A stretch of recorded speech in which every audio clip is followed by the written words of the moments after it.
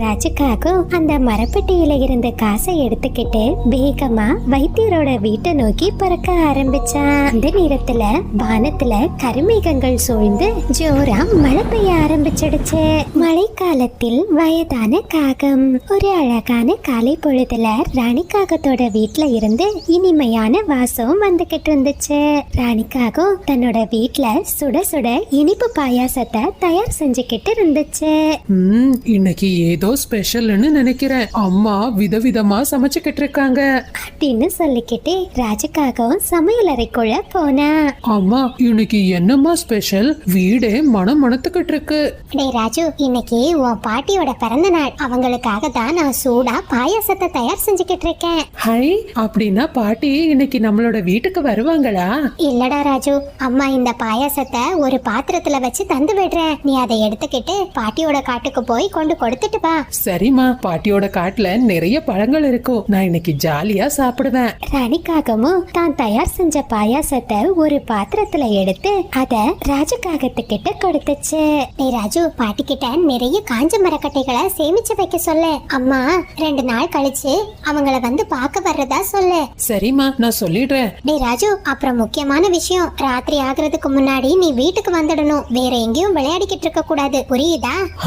எனக்கு எல்லாம் புரியுதுமா, நான் போயிட்டு வரேன் அப்படின்னு சொல்லிக்கிட்டு ராஜகாகவும் அந்த பாயாசத்தை எடுத்துக்கிட்டு தன்னோட பாட்டியோட வீட்டுக்கு பறந்து போனா.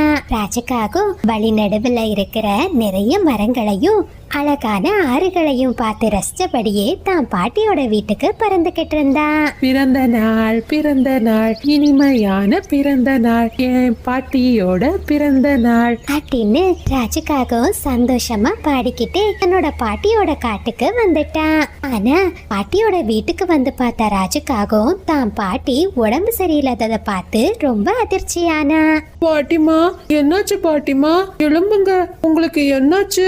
மகனே ராஜு, வந்துட்டியாப்பா? பாட்டிக்கு ரொம்ப உடம்பு சரியில்லைப்பா. என்னால எழும்ப கூட முடியல. நேத்துல இருந்தே கடுமையான ஜுரம்பா. பாட்டிமா, நீங்க கவலைப்படாதீங்க. நான் சீக்கிரமா வைத்தியரோட வீட்டுக்கு போய் மருந்து வாங்கிட்டு வரேன். மகனே, மருந்து வாங்கணும்னா காசு வேணும்பா. அந்த மரப்பெட்டிக்குள்ள 100 ரூபாய் இருக்கு. நீ அதை எடுத்துட்டு போப்பா. சரி பாட்டி, நான் போயிட்டு சீக்கிரம் வந்துடுறேன் அப்படின்னு சொன்ன ராஜுக்காகவும் அந்த மரப்பெட்டியில இருந்த காசை எடுத்துக்கிட்டு வேகமா வைத்தியரோட வீட்டை நோக்கி பறக்க ஆரம்பிச்சான். வைத்தியரோட வீடு ரொம்ப தூரத்துல இருந்துச்சு. ராஜுக்காகவும் தன்னோட பாட்டிக்காக வேகமா பறந்துகிட்டு இருந்தான். ஆனா அந்த நேரத்துல வானத்துல கருமேகங்கள் சூழ்ந்து ஜோரா மழை பெய்ய ஆரம்பிச்சிடுச்சு. மழையோட வேகம் ரொம்ப அதிகமா இருந்ததுனால குழந்தை ராஜுவால வேகமா பறக்க முடியல. அவனோட ரெக்கைகள் எல்லாம் ரொம்ப சோர்ந்து போயிடுச்சு.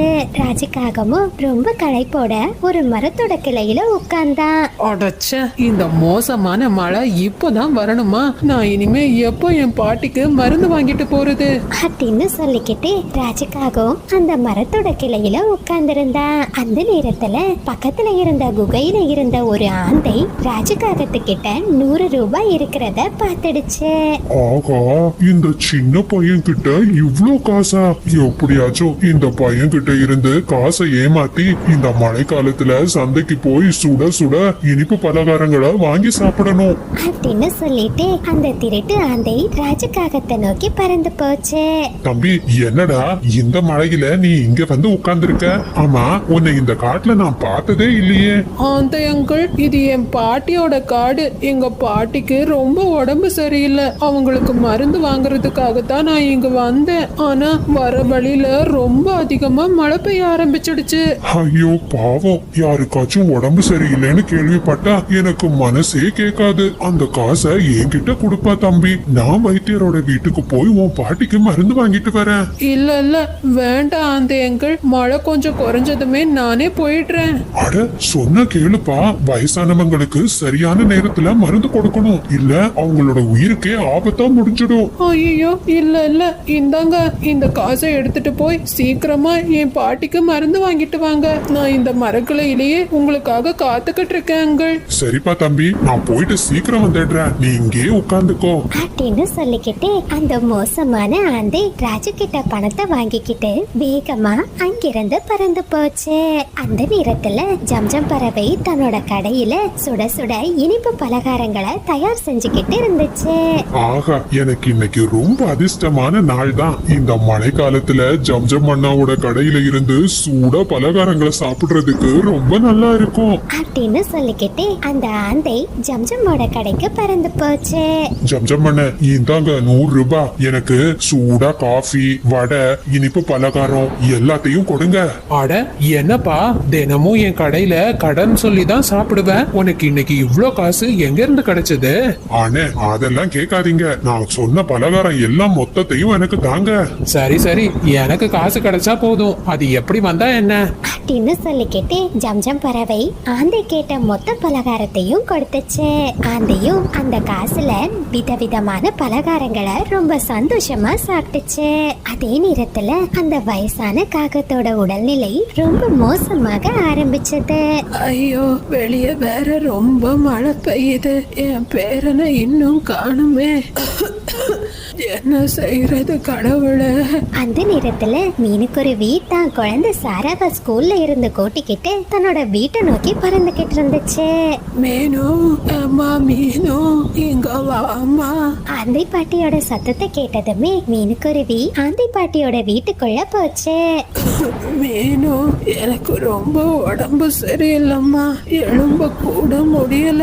மருந்து வாங்க போன என் பேரன் இன்னும் வரல. பாட்டி, நீங்க கவலைப்படாதீங்க, வெளியே ரொம்ப மழை பெய்யுது.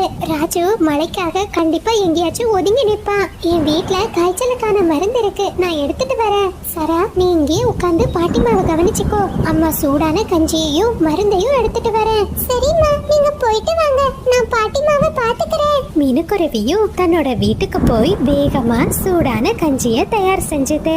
பிறகு காய்ச்சலுக்கான மருந்தையும் எடுத்துக்கிட்டு பாட்டிமாவோட வீட்டுக்கு வந்துச்சு. காய்ச்சல் மருந்தை சாப்பிட்டு சூடான கஞ்சியை குடிச்ச பாட்டிமா தன்னோட கூட்டுல எழுந்து உட்கார்ந்தாங்க.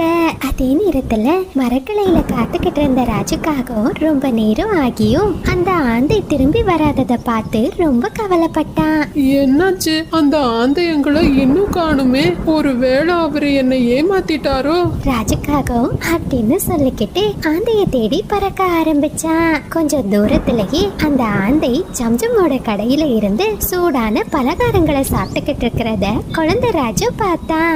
ஆந்தை அங்கிள், என்ன இது? மருந்து வாங்கிட்டு வரேன்னு சொல்லிக்கிட்டு அந்த காசுல சாப்பிட்டுக்கிட்டு இருக்கீங்க.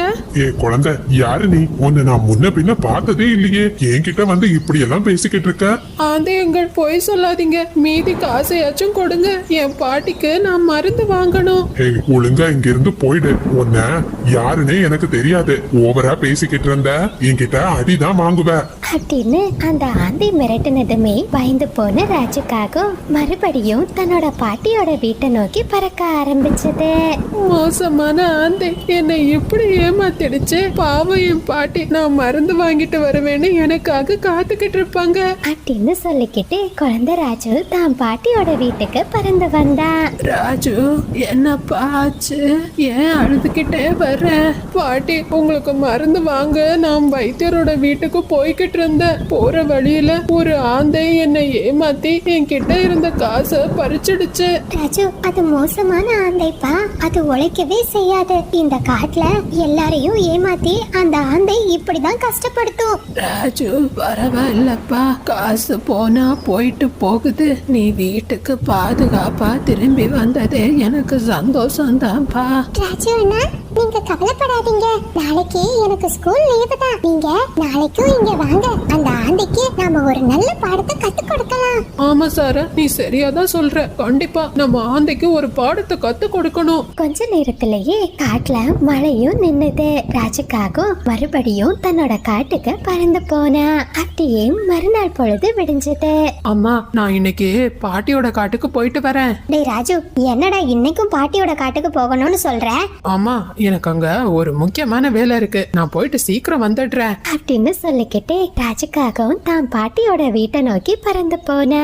ஒரு மரத்தோட கிளையில உட்கார்ந்து 2 குழந்தைங்களும் அந்த ஆந்தைக்கு ஒரு தண்டனை கொடுக்கறதுக்கு ஒரு திட்டத்தை போட ஆரம்பிச்சாங்க. குழந்தை சாராவும் தன்னோட திட்டப்படி ஒரு சாக்கு மூட்டையை எடுத்துக்கிட்டு அந்த குகையை நோக்கி பறந்து போனா. ஐயோ, இந்த மூட்டை ரொம்ப கனமா இருக்கு. இந்த மூட்டைக்குள்ள இருக்கிற முந்திரியையும் தானியத்தையும் நான் எப்படியாச்சும் பக்கத்து காட்டுக்கு கொண்டு போயாகணும். எனக்கு ரொம்ப களைப்பா இருக்கு. இந்த மூட்டையை இங்கேயே வச்சுக்கிட்டு நதிக்கு போய் தண்ணீர் குடிச்சிட்டு வரலாம் அப்படின்னு குழந்தை சாரா அந்த ஆந்திக்கு கேக்குறபடி சத்தமா பேசினா. பிறகு அவ அங்கிருந்து நதிக்கரையை நோக்கி பறந்து போனா. என்ன, இந்த குட்டி குருவி மூட்டைய தனியா இங்க வச்சுக்கிட்டு போகுதா? இது ரொம்ப அதிர்ஷ்டம் தான் அப்படின்னு சொல்லிக்கிட்டே ஆந்தை சந்தோஷமா அந்த மரத்தடி வாரத்தை நோக்கி பறந்து வந்துச்சு. அப்படி பறந்து வந்த ஆந்தை வேக வேகமா அந்த மூட்டைய திறந்து தன்னோட கைய உள்ள விட்டுச்சு. ஆனா அந்த மூட்டையில இருந்த ஒரு தேள் ஆந்தையோட கைய கடிச்சது. ஐயோ ஐயோ, என்ன கடிச்சிடுச்சு, என்ன தேள் கடிச்சிடுச்சு. யாராச்சும் என்ன காப்பாத்துங்க, யாராச்சும் என்ன காப்பாத்துங்க. அந்த நேரத்துல அங்க மறைஞ்சிருந்த 2 குழந்தைங்களும் ஆந்தையோட சத்தத்தை கேட்டதுமே அந்த இடத்துக்கு வந்தாங்க. ஏ பசங்களா, இதெல்லாம் உங்களோட வேலை தானா? உங்களை நான் சும்மா விட மாட்டேன். சின்ன குழந்தைங்கன்னு எங்களை ஈஸியா ஏமாத்தலான்னு நீ நினைச்சியா? இனிமே நீ யார்கிட்ட திருடினாலும் உனக்கு இந்த தண்டனை தான். ஓ, நீ உழைச்சு காசு சம்பாரிச்சு உன்னோட காயத்துக்கு மருந்து வாங்கிக்கோ. நான் இனிமே யார்கிட்ட இருந்தும் திருட மாட்டேன். எனக்கு இந்த வலி வாழ்நாள் முழுவதும் ஞாபகம் இருக்கும் அப்படின்னு சொல்லிக்கிட்டு அந்த ஆந்தை அங்கிருந்து பறந்து போயிடுச்சு. ஆந்தைக்கு ஒரு நல்ல பாடத்தை கத்து கொடுத்த 2 குழந்தைங்களும் சிரிச்சாங்க. நண்பர்களே, இந்த கதையில இருந்து நாம என்ன கத்துக்கலாம்னா, நாம என்னைக்குமே பிறரை ஏமாத்தி அவங்களுக்கு சொந்தமான பொருளை திருடணும்னு நினைக்க கூடாது. நண்பர்களே, இது சப்ஸ்கிரைபர் விருப்பத்திற்கான நேரம். தரகேஸ்வர், பபிஷாலினி, கனிஷ்கா எல்லா குட்டீஸ்க்கும் ஒரு பெரிய ஹாய். ஹாய் வேம்பு பாப்பா, சசிகுமார், பிரவீன்ராஜ் 2 குட்டீஸ்க்கும் ஒரு பெரிய hi. Hi Christina, hi Kanishka, Nivishka, Paduvi, Manju எல்லா குட்டீஸ்க்கும் ஒரு பெரிய ஹாய். அருள், தானு 2 குட்டீஸ்க்கும் ஒரு பெரிய ஹாய். ஹாய் முத்து சர்வேஷ், தரிக்ஷன், கோகுல், தரிஷன், கோகுலா, தரிஷன், கோகுலா, அப்சரா, திலக்ஷன், தஷித், மிதுர்ஷனா எல்லா குட்டீஸ்க்கும் ஒரு பெரிய ஹாய். ஹாய் ஐரா குட்டி, தன்ஷிகா, கிருஷ்மிதா 2 குட்டீஸ்க்கும் ஒரு பெரிய ஹாய். ஹாய் ஹஸ்னா, ஜோஹனா பாப்பா உங்களுக்கு இனிய பிறந்த நாள் நல்வாழ்த்துக்கள். ஹாய் வருணிகா, மெலினா, ரித்தன், தர்ஷன் எல்லா குட்டீஸ்க்கும் ஒரு பெரிய ஹாய். அகில் நிவேஷ் உங்களுக்கு இனிய பிறந்த நாள் நல்வாழ்த்துக்கள். சஃபான், சகேத் 2 குட்டீஸ்க்கும் ஒரு பெரிய ஹாய். ஹாய் லயரா, நீங்கள் அனைவரும் அளித்து வரும் அன்புக்கும் ஆதரவுக்கும் மிக்க நன்றி.